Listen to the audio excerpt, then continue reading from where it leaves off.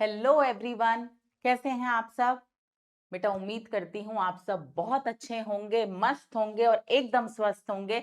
Welcome you all to class 30 of CSAT practice series, a series which you can not miss.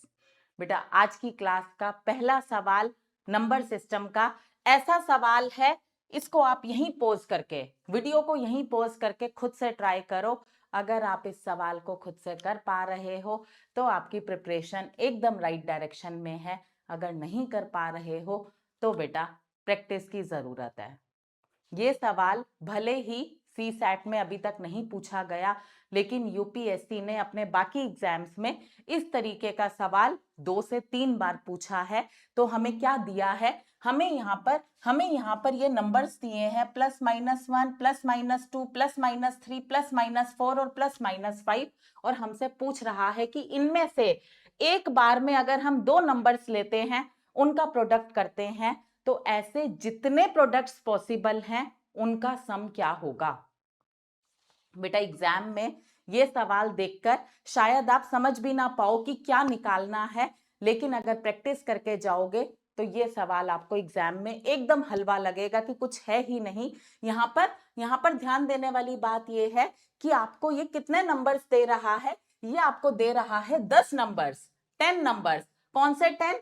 +1, -1, +2, -2, +3, -3, +4, -4, +5, -5। ये 10 numbers हैं। इनमें दो दो numbers के कितने प्रोडक्ट पॉसिबल हैं ये देखना है, फिर उनका सम बताना है। बेटा एक बात आप देखो, अगर मैं कहती हूं +1 -1 का मैं प्रोडक्ट करती हूं +2 और -2 से, मेरे पास ये दो नंबर्स हैं, ये दो नंबर्स हैं, कितने प्रोडक्ट पॉसिबल हैं इनसे? तो बेटा +1 इंटू +2, +2, +1 इंटू -2, -2, -1 इंटू +2, -2, और -1 इंटू -2, +2। बेटा हमें यह पता होना चाहिए कि प्लस और प्लस का प्रोडक्ट हमेशा प्लस होता है। दो नेगेटिव नंबर्स का प्रोडक्ट भी पॉजिटिव होता है, लेकिन एक पॉजिटिव एक नेगेटिव, या पहला नेगेटिव दूसरा पॉजिटिव, इनका जो प्रोडक्ट होता है वो नेगेटिव होता है। ठीक बात। कुल मिलाकर अगर साइन सेम है, दोनों पॉजिटिव है या दोनों नेगेटिव है, तो उनका प्रोडक्ट पॉजिटिव होगा। लेकिन अगर साइन डिफरेंट है, एक पॉजिटिव है एक नेगेटिव है, तो उनका प्रोडक्ट नेगेटिव होता है। ठीक बात। तो बेटा इसी के बेसिस पर हमने देखा कि अगर मैं इस सेट को इससे प्रोडक्ट करती हूं तो मेरे पास क्या क्या वैल्यूज आती हैं। +1 इंटू +2, +2, +1 इंटू -2, -2, -1 इंटू +2, -2, -1 इंटू -2, +2। तो बेटा अगर आप इन प्रोडक्ट वैल्यूज का सम करो, सिर्फ इन प्रोडक्ट वैल्यूज का सम करो, तो आपको क्या दिख रहा है कि +2 -2 कैंसिल, +2 -2 कैंसिल, यानी कि 0। इनका जो सम आया वो है 0। ठीक बात। इसी तरीके से इस सेट को अगर मैं इसके साथ लेती हूं तो भी यही होगा बेटा। +1 -1 +3 -3। ठीक बात। +1 +3 +3, +1 -3 -3, -1 +3 -3, और -1 इंटू -3 +3। इनको मैंने साथ के साथ यहां पर ऐड कर लिया, प्लस माइनस सम आ गया 0। ठीक बात। तो बेटा कुल मिलाकर आप इसको इसके साथ देखो, इसको इसके साथ देखो, मल्टीप्लाई करके सब जगह जो पॉसिबल प्रोडक्ट्स होंगे उनका सम 0 होगा। चाहे आप +2 +-3 के प्रोडक्ट कर लो, +-3 +-4 के कर लो, +-4 और +-5 के कर लो। तो बेटा क्या इसका आंसर 0 होगा? ऑप्शन में 0 सबसे पहले दिया है, इसीलिए दिया है कि आप इस ट्रैप में फंसो और 0 को टिक कर दो और यहीं पर आप एलिमिनेट हो जाओ। ठीक। लेकिन बेटा हम ऐसा नहीं होने देंगे। आप यहां पर ये देखो कि भले ही यहां पर सम 0 आ रहा है, लेकिन एक चीज हमने मिस कर दी। क्या मिस कर दिया बेटा? हमें ये थोड़ी ना कहा है कि आप इनका प्रोडक्ट नहीं करोगे, इनका भी करोगे। +1 इंटू -1, +2 इंटू -2, +3 इंटू -3। ठीक बात। अगर मैं इनका आपस में प्रोडक्ट करती हूं तो जो वैल्यूज आती हैं उसका सम ही मेरा आंसर होगा। ठीक बात बेटा। +1 इंटू -1 क्या होगा? -1, +2 इंटू -2 -4, +3 इंटू -3 -9, +4 इंटू -4 -16, +5 इंटू -5 -25। इन सबको ऐड करती हूं, माइनस कॉमन ले लो, अंदर क्या आया? 1 का स्क्वायर, 2 का स्क्वायर, 3 का स्क्वायर, 4 का स्क्वायर और 5 के स्क्वायर का सम। ठीक बात। तो मेरे पास क्या आता है? -55, जो कि सम है किसका? इन 10 नंबर से जितने भी दो नंबर्स के प्रोडक्ट पॉसिबल हैं उनके सम का। बेटा इसके अलावा बाकी सारी जगह पे जो जो पॉसिबल प्रोडक्ट्स हैं उनका सम 0 होता जाएगा। ठीक बात। तो मेरा आंसर होता है ऑप्शन सी -55।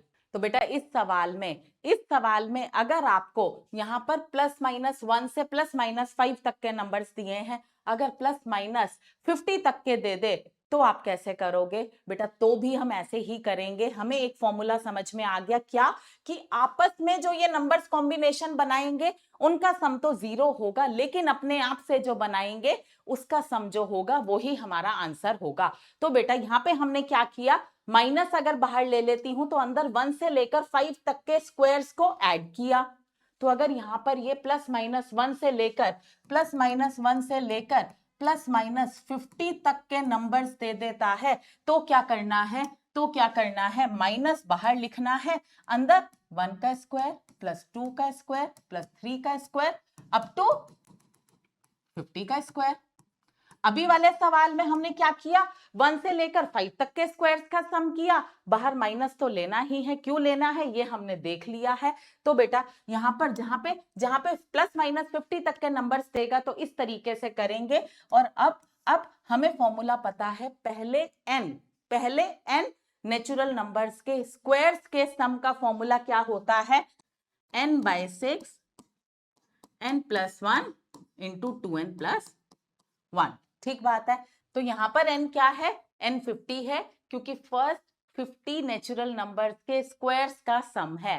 बेटा फर्स्ट का मतलब क्या है? कि 1 से शुरुआत होनी चाहिए और यहाँ पे 1 से शुरुआत हो रही है। तो कैसे करेंगे? माइनस बाहर, अंदर n क्या है? 50 है।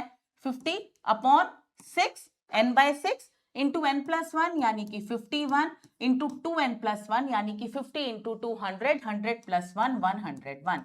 बेटा इसको सिंप्लीफाई करके जो आंसर आएगा वो ही हमारा आंसर होगा। किसका? Sum of all possible products taken 2 at a time out of the numbers +1 -1 2 ±50। ठीक बात। तो बेटा इस तरीके से इस सवाल को करना है। यहां पर एक आइडेंटिटी भी यूज होती है। अगर मैं आपको वो फॉर्मूला बताऊं तो क्या है? बेटा फॉर्मूला ये है, अगर मैं कहती हूं एक आइडेंटिटी है अलजेब्रा की a+b का होल स्क्वायर, क्या होता है? a² + b² + 2ab। ठीक बात है। अगर मैं कहती हूं a + b + c का होल स्क्वायर तो क्या होता है? a + b + c का होल स्क्वायर होता है a² + b² + c² plus twice of, with in bracket क्या आता है? जो पॉसिबल प्रोडक्ट्स हैं इन नंबर्स को यूज करके वो आता है, यानी कि a into B, b into C, c into a। ठीक बात है। तो बेटा इन आइडेंटिटी से हमें क्या समझ आया? इससे हमें यह समझ आया कि हमसे क्वेश्चन में ये निकालने को पूछ रहा है कि जो नंबर्स दिए हैं उनमें जो दो नंबर्स लेके प्रोडक्ट बन सकते हैं, जितने पॉसिबल प्रोडक्ट्स हैं उनका सम बताओ। तो बेटा अगर ए बी सी 3 नंबर्स हैं तो इससे कितने पॉसिबल प्रोडक्ट्स हैं? ए बी, बी सी, सी ए, उनका जो सम है ये हमसे पूछ रहा है। अगर मैं इसकी वैल्यू p मानती हूं तो आप देखो ट्वाइस ऑफ p बराबर है किसके? a + b + c का whole square minus a² + b² + c²। यानी कि आपसे अगर p की वैल्यू पूछे तो आप क्या कहोगे? आप कहोगे कि जो नंबर्स दिए हैं उनका सम करो, उसका स्क्वायर करो, उसमें से सब्ट्रैक्ट कर दो क्या? Sum of squares of each number. ठीक बात। यानी कि a² + b² + c² और डिवाइड कर दो 2 से। ठीक बात है, ये 2 मैं इधर डिवाइड में ले आई तो बेटा ये हो गया फॉर्मूला। ये हो गया फॉर्मूला। क्या करना है आपको यहाँ पे सवाल में, कौन से नंबर्स दिए हैं आपको? दिए हैं +-1, +-2, +-3, +-4, +-5। आपको क्या करना है, इन सबको ऐड करके उसका स्क्वायर कर देना है। बेटा अगर इन नंबर्स को ऐड करते हैं, +-1 आपस में कट जाएगा, +-2 आपस में कट जाएगा, कुल मिला के आ जाएगा 0। तो ये जो वैल्यू है ये हो जाती है 0। 0 का स्क्वायर यानी कि 0। माइनस माइनस आपको हर नंबर का स्क्वायर करना है, फिर उसका सम करना है। बेटा +1 का स्क्वायर भी 1 होगा, -1 का स्क्वायर भी 1 होगा। ठीक बात। +2 का स्क्वायर भी 4 होगा, -2 का स्क्वायर भी 4 होगा। यानी कि हर स्क्वायर नंबर जो है वो 2 बार है। तो बेटा अगर मैं यहाँ पर 2 बाहर ले लूं तो अंदर क्या आता है? अंदर 1 का स्क्वायर 1, 2 का स्क्वायर 4, 3 का स्क्वायर 9, 4 का स्क्वायर 16, 5 का स्क्वायर 25। मैंने क्या किया, मैंने देखा कि अगर मैं इन सारे नंबर्स का स्क्वायर करती हूं तो 2 का स्क्वायर भी 2 बार आता है, 3 का भी, 4 का भी, 5 का भी। तो मैंने एक एक बार स्क्वायर्स अंदर ले लिया और बाहर ट्वाइस कर दिया। तो बेटा इसको अगर मैं 2 से डिवाइड करती हूँ, 2 से 2 कैंसिल हो गया। कुल मिलाकर p की वैल्यू क्या आई? p की वैल्यू वही आई जो हमने पीछे किया था कि माइनस बाहर ले लो और अंदर जो नंबर्स दिए हैं उनका स्क्वायर करके उसका सम कर दो, तो आ गई -55। तो बेटा फॉर्मूला क्या समझ में आया? फॉर्मूला ये समझ में आया कि p की वैल्यू क्या होगी? सारे नंबर्स के सम का स्क्वायर, जो कि 0 होगा इस केस में। क्यों? क्योंकि +1 -1, +2 -2 ये सब आपस में कैंसिल होते जाएंगे, तो ये हमेशा 0 होगा। और यहाँ पर इन सारे नंबर्स का स्क्वायर कर दो, उसका सम कर दो, बाहर होना चाहिए माइनस। ठीक बात। तो इस तरीके से इस सवाल को करना था। मैंने आपको आइडेंटिटी से भी समझा दिया, फॉर्मूला भी बता दिया और लॉजिक से भी समझा दिया। बेटा अब इस तरीके का सवाल एग्जाम में आए तो आप एकदम एक्यूरेट करके आओगे। बढ़ते हैं अपने अगले सवाल की ओर। बेटा अगला सवाल प्रॉफिट एंड लॉस का, बहुत ही आसान सवाल है। हमें दिया है कि एक टेलीविजन x रुपीज में बेचते हैं तो 28% का लॉस होता है। अगर उसी टेलीविजन को y रुपीज में बेचते हैं तो 12% का प्रॉफिट होता है। बताओ क्या रेशियो होगा y टू x का? y अपॉन x की ऑप्शंस में से क्या वैल्यू होगी, ये हमें बताना है। ठीक बात। बेटा बड़े ही सिंपल से फॉर्मूला पे या कॉन्सेप्ट पे ये सवाल बेस्ड है। सेलिंग प्राइस क्या होता है? Cost price plus profit. जितने का खरीदा और जो उस पे मुनाफा कमाया उसको जोड़ दो तो सेलिंग प्राइस आ जाता है। या सेलिंग प्राइस होता है कॉस्ट प्राइस माइनस लॉस। अगर चीज लॉस में बेची है, घाटे में बेची है, तो जितने की खरीदी और जितने का घाटा हुआ वो उसमें से घटा दो तो हमारे पास आ जाएगा वो अमाउंट जितने का हमने आर्टिकल को बेचा। ठीक बात। तो बेटा यहां पर जब x रुपीज में बेचते हैं, सेलिंग प्राइस x है, तो लॉस होता है 28% का। ये तो प्रॉफिट और लॉस अमाउंट है, बट यहाँ पे परसेंट है। बेटा लॉस या प्रॉफिट परसेंट हमेशा कैलकुलेट होता है सीपी पर। 28% का घाटा हुआ, 28% किसका? 28% कॉस्ट प्राइस का, क्रय मूल्य का। तो बेटा यहाँ पर सेलिंग प्राइस बराबर है cost price minus 28% of cost price के। बेटा अगर आप इसको सिंप्लीफाई करो, कॉस्ट प्राइस माइनस 28% का मतलब 28/100 ऑफ कॉस्ट प्राइस। अगर आप सीपी कॉमन लो तो अंदर हम क्या कर रहे हैं? 100 माइनस 28 कर रहे हैं, यानी कि 72/100। x बराबर हो गया 72/100 ऑफ सीपी। बेटा हमने क्या किया? हमने 100 में से 28 को माइनस कर दिया क्योंकि 28% का लॉस है। ठीक बात। अब यहां पर कह रहा है कि y बराबर है किसके? y बराबर है cost price plus 12% of cost price के।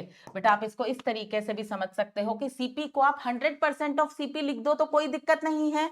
अगर मैं 100% ऑफ सीपी लिखती हूं, इसका मतलब क्या है? परसेंट के साइन का मतलब है परसेंट हटाओ, अपॉन में 100 लगा दो, 100 से 100 कैंसिल, मेरे पास 1 इंटू सीपी यानी कि सीपी आ गया।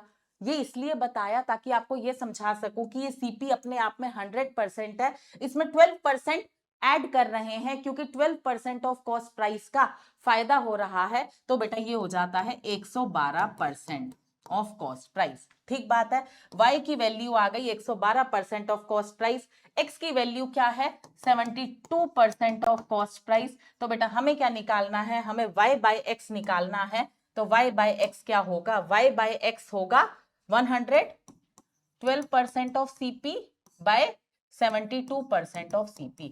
बेटा परसेंट से परसेंट कट गया, CP से CP कट गया। 112/72 को अगर हम सॉल्व कर ले तो क्या आता है, क्या ये 8 से जाएगा, जाएगा। 8 9 जा 72, 8 1 जा 8, 8 4 जा 32, 14/9, यानी कि हमारा आंसर है ऑप्शन डी। तो बेटा इस सवाल में कुछ भी नहीं था, आपसे y बाय x पूछ रहा है, आपने y को लिख लिया CP की टर्म्स में, आपने x को लिख लिया CP की टर्म्स में। जब डिवाइड किया तो CP CP cancel, percent percent cancel, 112/72 answer आ गया। हमारा आंसर होगा ऑप्शन डी 14:9। अगला सवाल बेटा बार वाला क्वेश्चन है, आपसे डिफरेंस पूछ रहा है किसमें, 0.9 बार और 0.9 में क्या डिफरेंस होगा ये बताना है। बेटा अगर अगर आप 0.9 बार की फ्रैक्शन वैल्यू लिख लो तो आप इस सवाल को कर पाओगे। क्या होती है फ्रैक्शन वैल्यू, बेटा 0.9 बार का मतलब क्या है, मैं कहती हूं 0.9 बार x के बराबर है, तो 0.9 बार है कि 9 जो है डिजिट वो रिपीट हो रही है इनफाइनाइटली, अनंत तक। तो बेटा कैसे करते हैं ऐसे सवालों को, पहले लॉन्ग मेथड बताऊंगी फिर शॉर्टकट बताऊंगी। बेटा यहाँ पर हमें ये करना है कि जो डिजिट रिपीट हो रही है वो डेसिमल पॉइंट से पहले आ जाए। कैसे आएगी, अगर मैं इस इक्वेशन को 10 से मल्टीप्लाई कर देती हूं तब आएगी 10x इज इक्वल टू, बेटा 10 से मल्टीप्लाई करने का मतलब है कि डेसिमल पॉइंट राइट साइड पे मूव करेगा, राइट साइड पे, यानी कि एक 0 है 10 में, एक प्लेस राइट साइड पे डेसिमल पॉइंट मूव करेगा, यहाँ पे आ जाएगा 9.999 दिस। ठीक है, ये हमारी सेकंड इक्वेशन है, ये हमारी फर्स्ट इक्वेशन है।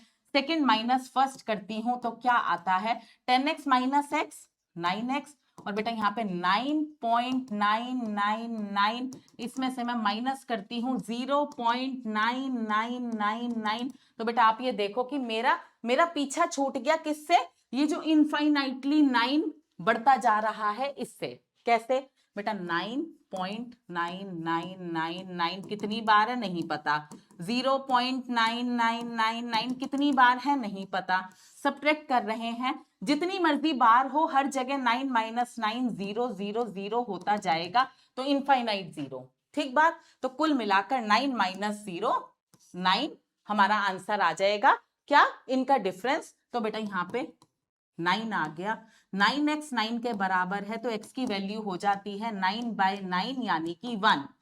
ठीक बात है, x की वैल्यू आ गई 1। x हमने किसको माना था, 0.9 बार को, जिसकी वैल्यू आती है 1।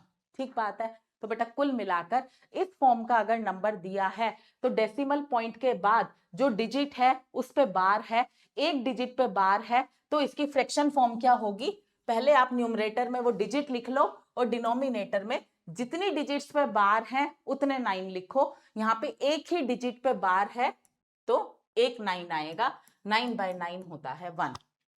अगर यहाँ पर 0.9 बार की जगह मान लो आपको वैल्यू दी होती, क्या दी होती, आपको दी होती 0.28 बार, तो क्या करते, तो बेटा न्यूमरेटर में ये डिजिट्स लिख ली यानी कि 28, डिनोमिनेटर में कितने 9 आएंगे, जितनी डिजिट्स पे बार है उतने 9 आएंगे, 2 डिजिट्स पे बार है तो 2 9 आएंगे। इस तरीके से इन सवालों को करते हैं, तो यहाँ पे 9/9 1 होगा। ये सब आपको समझाने के लिए किया है, एग्जाम में नहीं करना है, आपको सीधा करना है कि इस फॉर्म का नंबर है कि डिजिट की डेसिमल के बाद एक ही डिजिट है और वो रिपीटिंग है, उसके ऊपर बार है, तो बेटा न्यूमरेटर में वो डिजिट लिख दो, अपॉन में एक बार 9 लिख दो, क्योंकि एक डिजिट पे बार है, यानी कि आपके पास आ गया 1। तो अगर 1 आ गया तो आप यहां पर देखो 0.9 बार की वैल्यू 1 है, 1 में से 0.9 सब्ट्रैक्ट करते हैं तो आता है 0.1। आंसर है ऑप्शन सी। ठीक बात, कैसे किया बेटा, 1.0 लिख सकते हैं, 1 के बाद, हर नंबर के बाद बाय डिफॉल्ट डेसिमल होता ही होता है, और डेसिमल पॉइंट के बाद क्या डिजिट है? 0 है। 1.0 में से 0.9 को सब्ट्रैक्ट करते हैं, यहां से 1 कैरी लिया, 10 में से 9 गया 1, यहाँ पे 0 बचा, 0.1। ये आ गया मेरा आंसर। बेटा जिन बच्चों को मैथ्स अच्छे से आता है वो सोचते हैं कि क्या एक एक चीज बता रही है पूजा मैम, सब्ट्रैक्शन भी करके बता रही है, बहुत टाइम ले रही है, लेकिन बेटा मुझे हर बच्चे को ध्यान में रखना है, खास तौर पे उन बच्चों को जो मैथ्स में वीक हैं। आप तो फिर भी किताबों से पढ़ लोगे, आप तो स्पीड बढ़ा के भी समझ लोगे, लेकिन वो बच्चे जो मैथ्स से डरते हैं उनको उनको एक एक चीज समझ आनी चाहिए, इसीलिए मैं एकदम स्टार्टिंग से पढ़ाती हूं। तो बढ़ते हैं अपने अगले सवाल की ओर। If 5 marks are awarded for each correct answer and 2 marks are deducted for each wrong answer, then how many questions were answered correctly by him?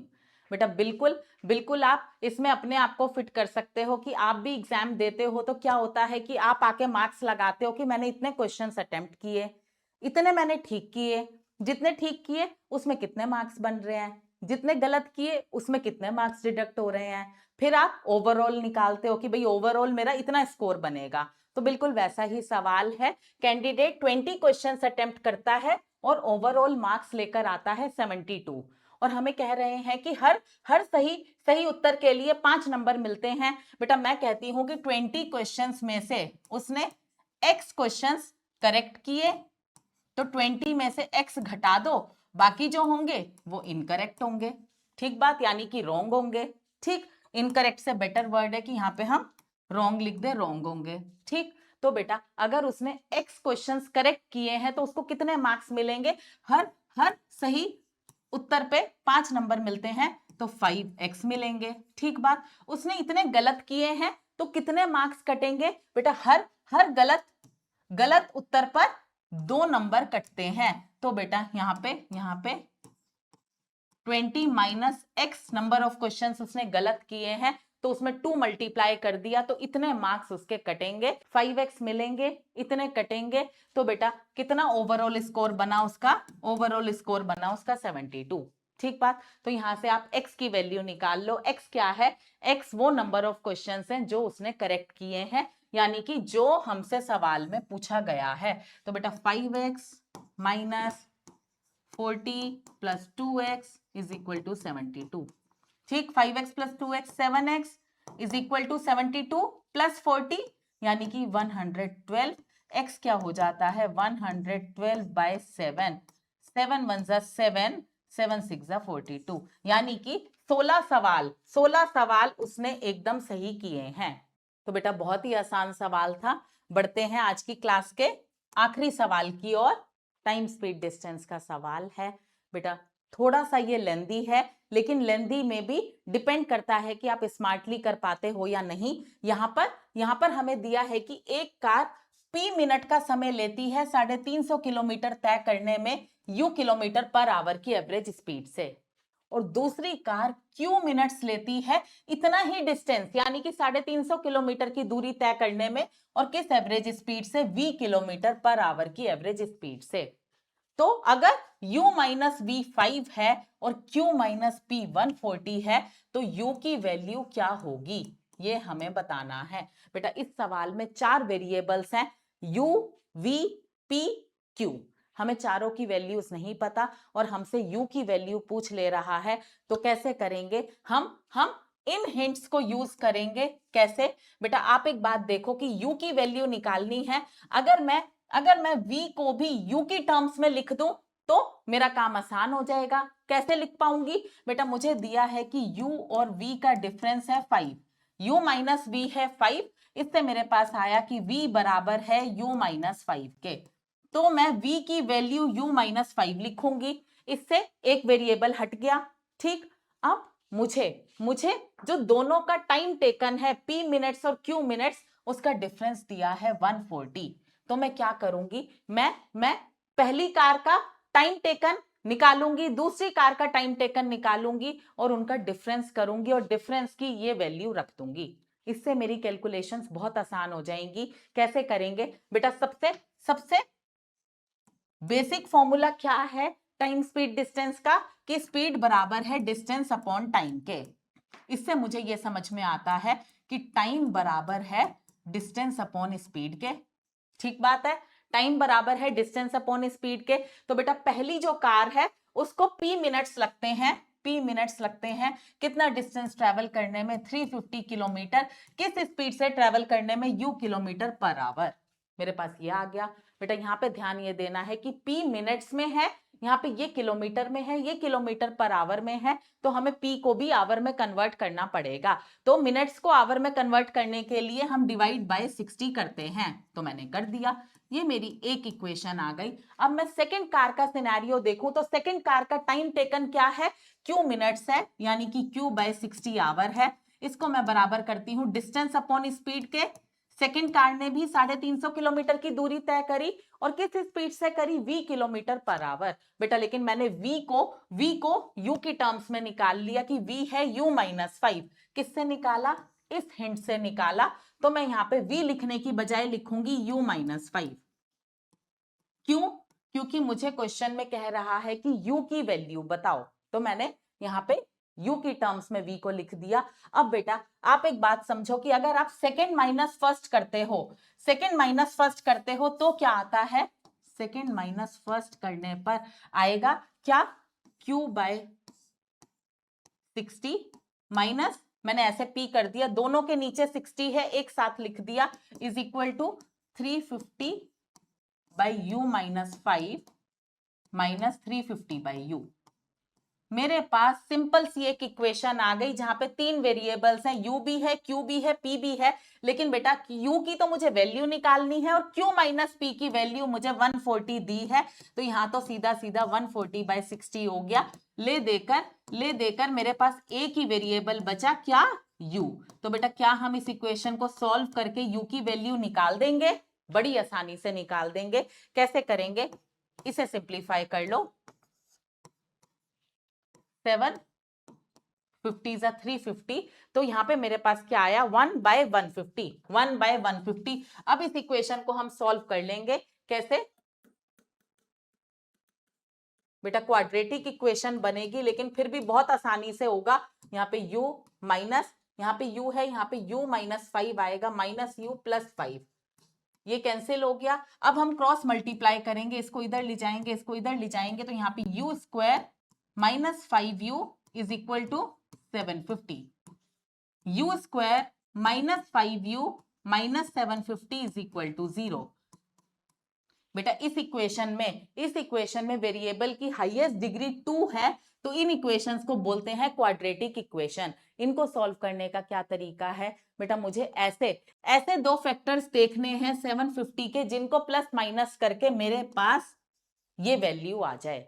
तो बेटा 750 होता है 30 इंटू 25, 30 इंटू 25, यहाँ पे माइनस 750 है, अगर मैं माइनस 30 इंटू प्लस 25 करती हूं तो मेरे पास क्या आता है, माइनस 750। और यही मैं माइनस 30 प्लस 25 करती हूं तो मेरे पास आता है माइनस 5, जो कि यहां पर है। ठीक बात है, तो माइनस 30 और 25 जो है वो मुझे मिल गया। मैं माइनस 5u को लिख सकती हूँ minus 30u plus 25u, minus 750 is equal to 0। बेटा यहाँ पे u कॉमन लिया, अंदर आया u माइनस 30, यहाँ पे 25 कॉमन लिया, अंदर आया u minus 30 is equal to 0। इससे क्या आया, इससे u प्लस 25 भी 0 के बराबर, u माइनस 30 भी 0 के बराबर। तो यहां से मेरे पास u की दो वैल्यूज आ गई, क्या, एक तो आ गई u इज इक्वल टू 30, एक आ गया u is equal to minus 25। बेटा माइनस 25 सोल्यूशन हो नहीं सकता, स्पीड माइनस में नहीं होगी, तो मेरा आंसर आया u है 30 किलोमीटर पर आवर, यानी कि ऑप्शन बी है करेक्ट।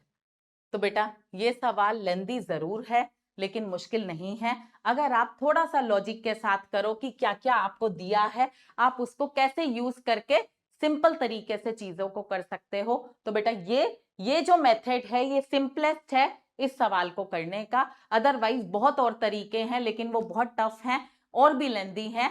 तो हम आज की क्लास यहीं खत्म करते हैं। प्लीज कमेंट करके बताइएगा कि आपको क्लास कैसी लगी। क्या आप पहला सवाल अपने आप से कर पाए, जरूर बताइएगा। Have a very good day. Thank you so much.